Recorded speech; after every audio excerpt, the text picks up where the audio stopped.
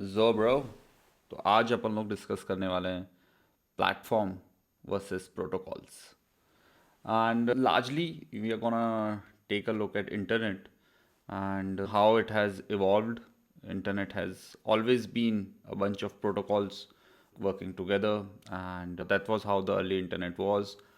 And then maybe some things happened, maybe those very protocols had some issues in scaling to the widest of masses, and probably that's why we had the large rise of platforms such as Twitter, Facebook, Reddit.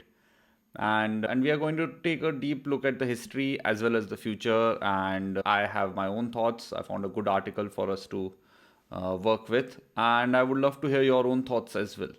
और इसके अलावा these other news as well that we'll talk about the benefits of afternoon naps. SEC ने क्या issue करा है ये on everything related to the GameStop. Cool 90s TV on the website, another Kindle dashboard, the same home dashboard. EU encryption. EU has always been about the privacy, what's really going on. And finally, has the shot really been squeezed till now? Alright guys, so let's start with our the main topic of the day, that is protocols and not platforms, a technological approach to free speech.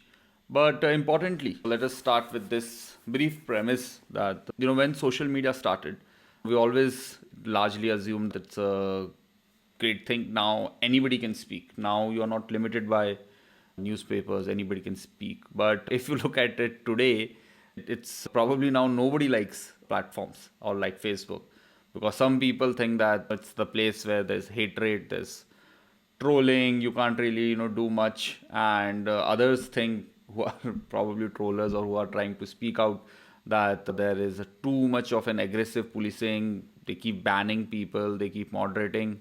Even the US president is not even allowed free speech. So who is allowed, who's not allowed?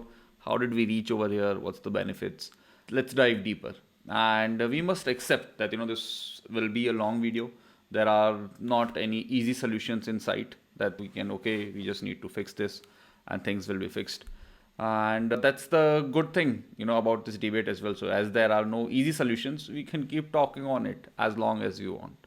But our approach is largely going to be around how we can solve the free speech criteria, not by just modifying the platforms, but by really going back to where it all began, to the protocols.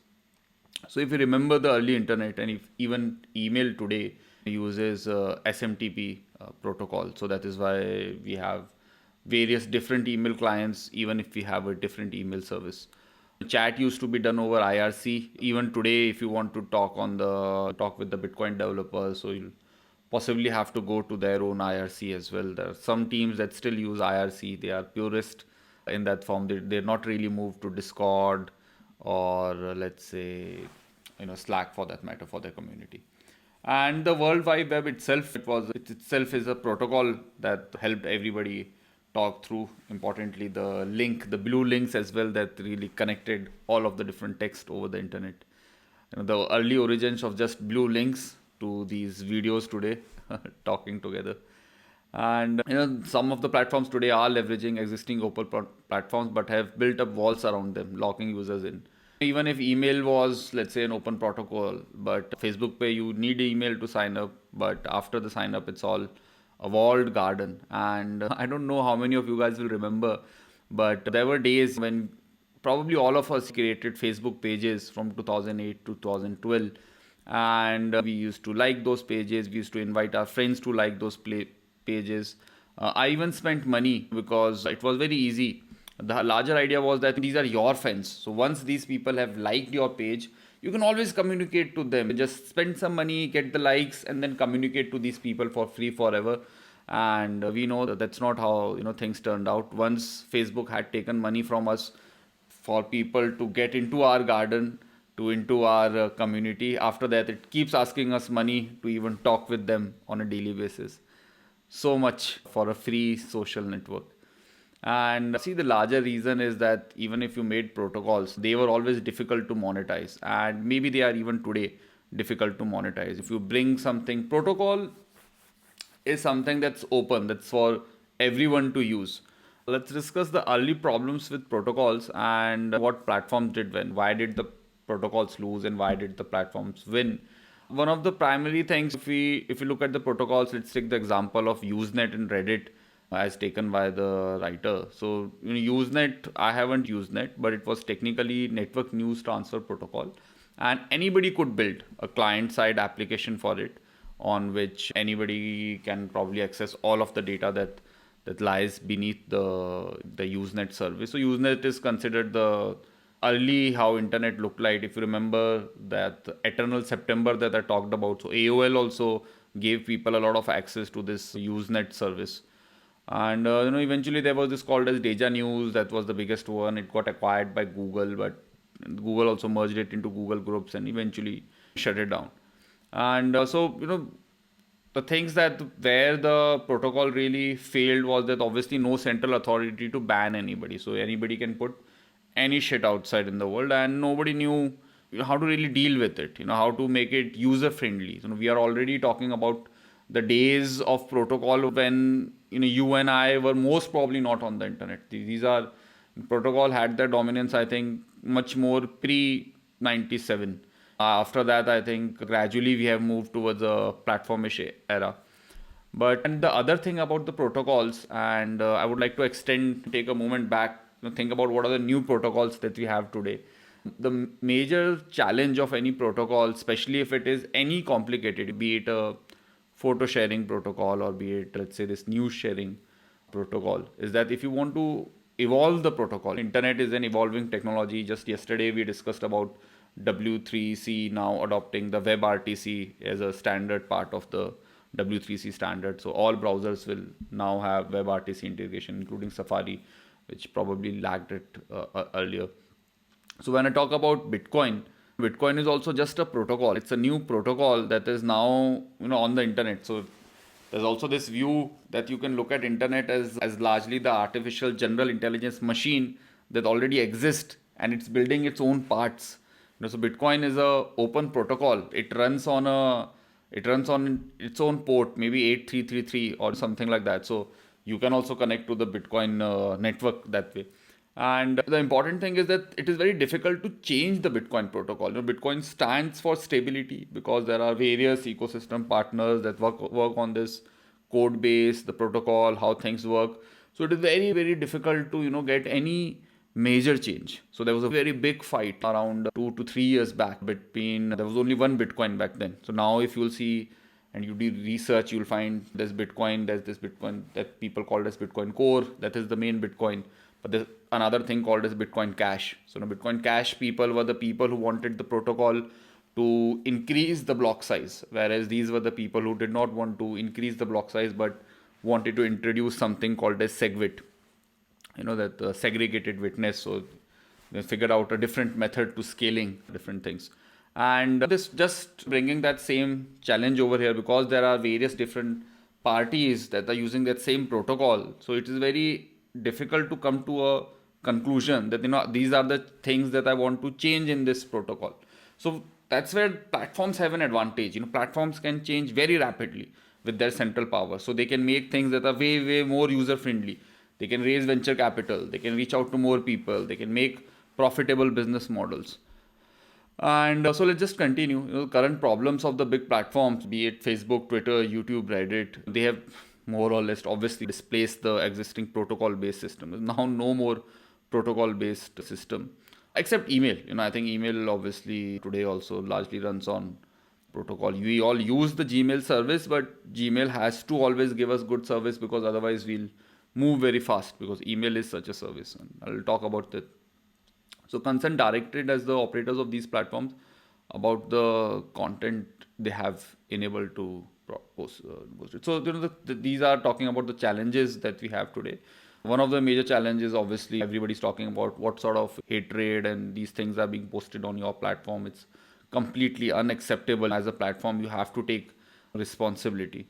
And however you moderate, whether you ban or you not ban, somebody is gonna get upset at the end of the day. And this is where protocols can come back to the rescue. Now that we know what a social graph will look like. Earlier maybe there were MySpace, maybe there was Friendster, But now we all know that Facebook has largely won the social graph, or let's say the social phenomena, or at least the objective social identity and the connections phenomena. Now there's a lot of layers that we are building again, and it might be easier to build those networks today as difficult it was earlier, but largely we know how a simple social media connection might look like on text and a photo and a video based system. Still figuring out on the audio. But just continuing, the writer also talks about the email space. So as email today is built on, let's say, Open, SMTP, POP3, IMAP, we always had these earlier email clients. If you guys also remember, Rocket Mail was acquired by Yahoo, but Hotmail, which was made by Sabir Bhatia, actually one of the first entrepreneurs, name that I heard, and I realized that made millions of dollars of money, not $1 billion, but millions of dollars of money, selling their Hotmail to Microsoft. So that was back then as well. So just the idea that you could always have multiple email services. And today, Google obviously then introduced their Gmail in 2004, and it was a hugely better service, more data storage, and it took over the email market by storm, especially the new users completely. So there's now obviously this one platform, the Gmail, that is more popular in the market space, but the cost of switching, these costs are much lower. And because these costs are much lower, what that basically means is that you can't really screw around with users. If you try to do various different things, people will move, from your platform to other platform. They can export their existing emails, they can, or just use another email client for their utility. Like even I use Superhuman. So even if all the emails are in Gmail, Superhuman is able to build a completely different interface just on your Gmail service. And for both Twitter and Facebook have a tendency to switch product. So see, that's what the whole idea is. Today we have Zoho Mail, Proton Mail, these are small services that are working on the email protocol, and they are able to give you good service, they're able to build a business model. But there has been historically many such cases actually with Facebook and Twitter. Let's say when Facebook decided to move mobile, Zynga was left in possibly in very difficult hands, because when Facebook decides to move mobile, it itself is being dependent on now a platform for distribution, Apple, so it can't distribute inside apps. On the web, you could have apps inside the Facebook platform, and in fact you had apps inside the Facebook platform. Now you don't have that much anymore.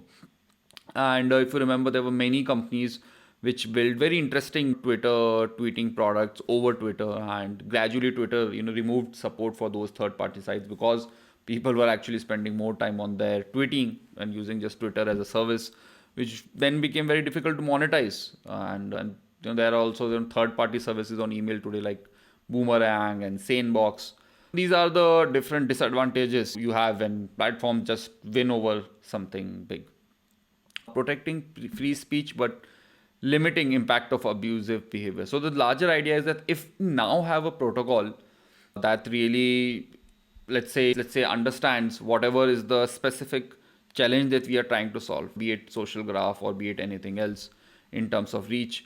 The case that writer tries to make that I find very interesting is that you can really have many different client interfaces on that same data, and because that data is now being stored separately in protocols, users have a much higher security and control and privacy over their data, whereas there can be several different people having different client interfaces to interact with the same application. So if you don't want a lot of hate speech, there might be a different platform that is really built on the same thing, but there's a different client interface.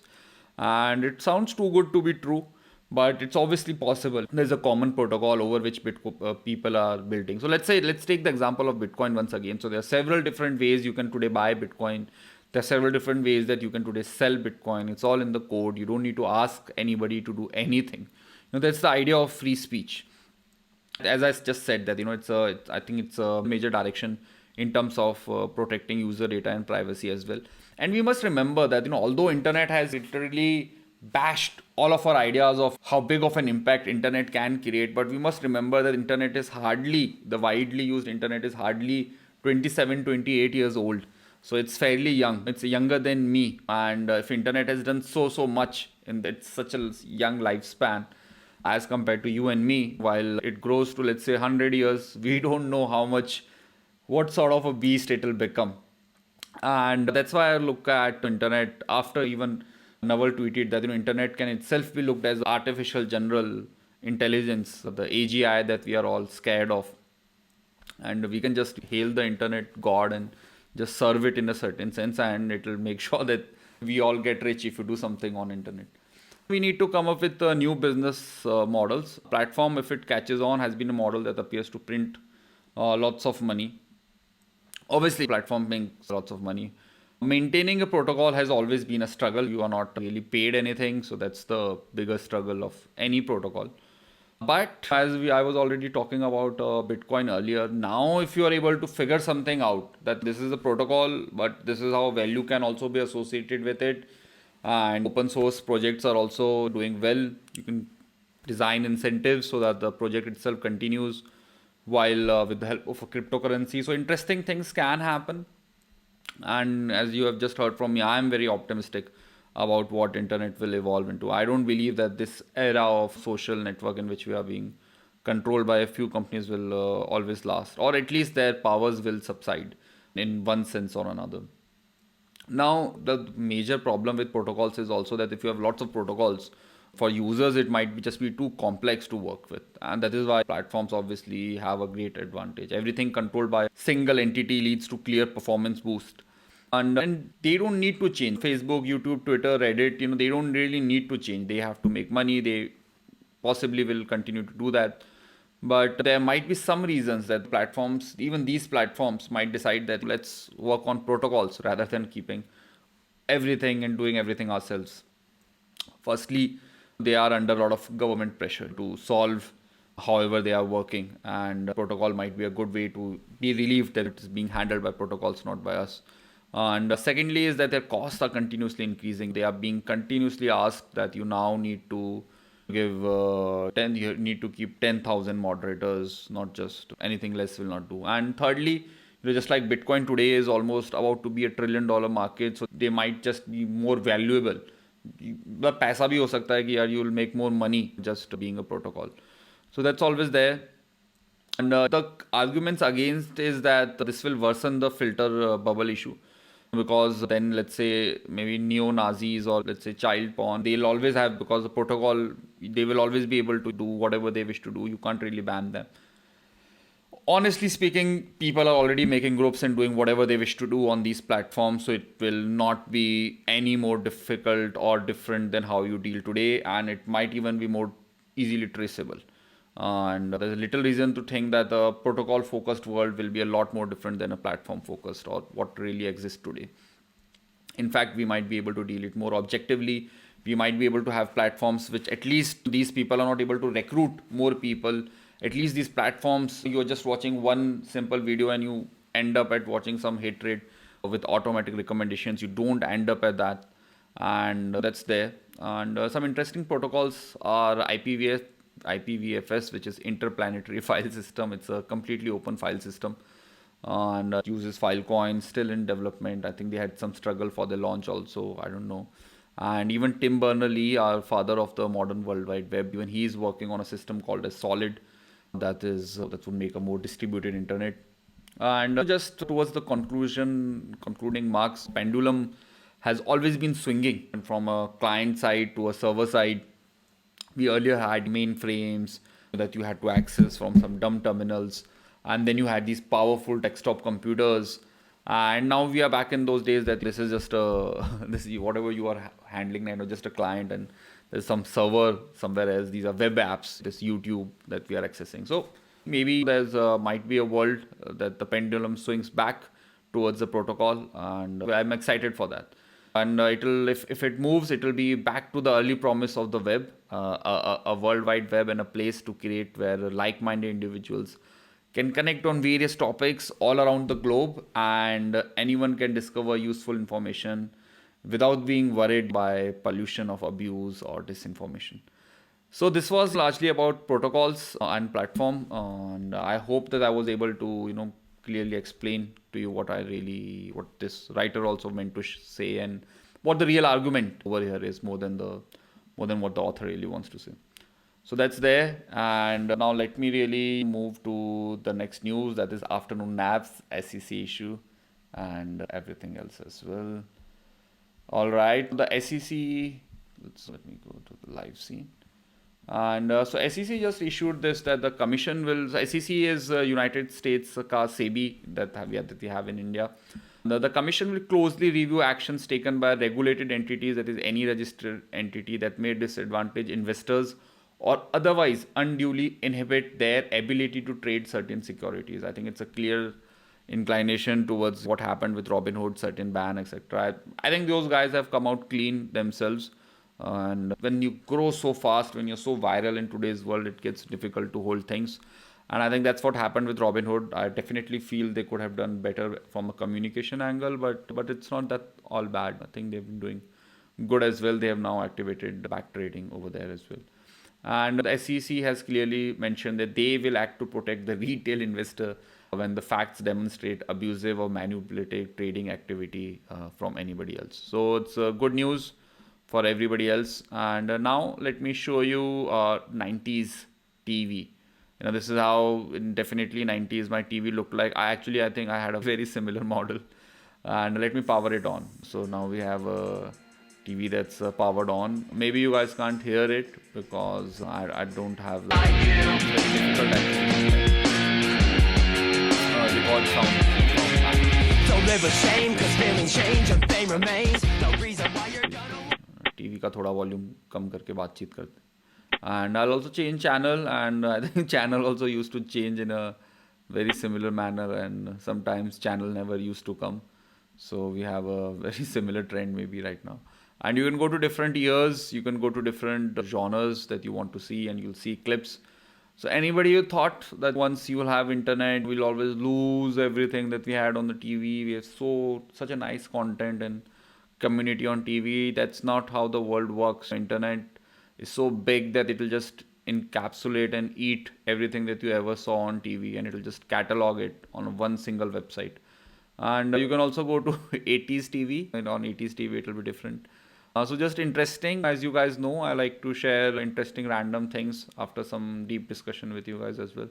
So everybody who wants to sleep on your afternoons, this is a good resource for you guys from it seems a reputed research report with 2,200 people. 1534 people took afternoon nap for between 5 minutes and 2 hours. 680 did not. And those who took a nap, they did much better throughout the day. They felt less sleepiness. They had a better sleep during the night as well. And that's about enough. You don't need to know more about it. That's important. Other than that, these things have been in the market. The Kindle dashboards, I think I talked about the e-ink capabilities just a couple of days back as well. And it's very interesting to see another Kindle dashboard this time. They have shared everything that is to there, but you have to do very similar things. You have to hack your own. First of all, you have to go to jailbreak your own Kindle. Then you have to connect it to the Wi-Fi. You have to set up an image server that this person has already helped you to do it on a single button to your Heroku. And after that, after you run the script, etc., everything, it will daily download an image from the web in a headless Chrome and then broadcast it on your Kindle, on which you can see your daily details. So it's nice. I'm interested. Maybe someday we'll do something like this in few of the hostels and see how things go. This is very interesting. This is actually an open letter from companies. So in today's time, I think tech is now coming into geopolitics a lot more than it used to be earlier. Earlier we used to, tech used to be on the sides. They never would care, but now they are front and center and probably everywhere on how the world should work with I think it's hardly, I think under 20 years, I think at least a governor or a president someplace will be a completely nerd or a geek or a tech first person. So these companies called as ProtonMail, Theraema, Traceroid, Tutanota, these are privacy focused EU based companies. So EU has just passed another new rules that don't directly right now attack encryption, but the case that these guys are making is that it'll probably lead towards a direction where the whole everybody else is moving. That every government is today asking every platform to give a bypass access to whatever their users are doing for the name of safety and security. And this is where we are in terms of state asking for data for safety and security for the individual, and individuals right to privacy, individuals being ignorant, what it really means, privacy. But they are now learning. We made the case in this letter as well. That's WhatsApp, the company that is owned by Facebook, just sharing data with Facebook, and led to users switching to more different apps. So that's the case that they are making.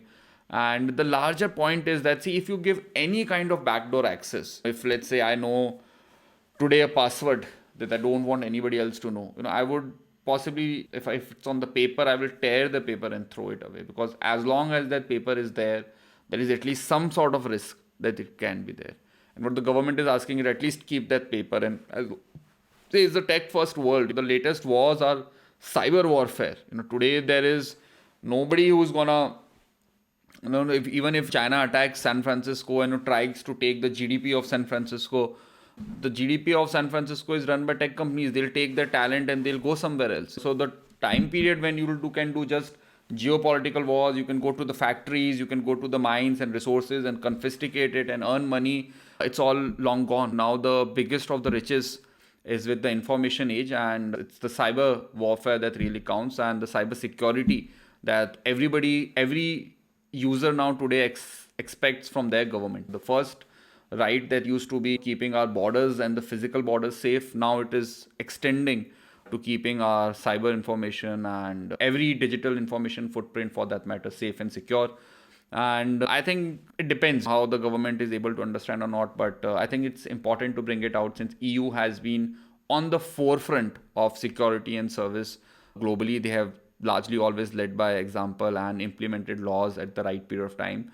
And Europe is also a place where people appreciate life in a certain sense more than pure capitalist, as United States, the one of the youngest countries, is. All right, so that's over there, and we'll just end with the most exciting thing: is the squeeze has happened. And as of February 1st, I think it's now midnight, so just reached February 1st, the squeeze has not been squoze.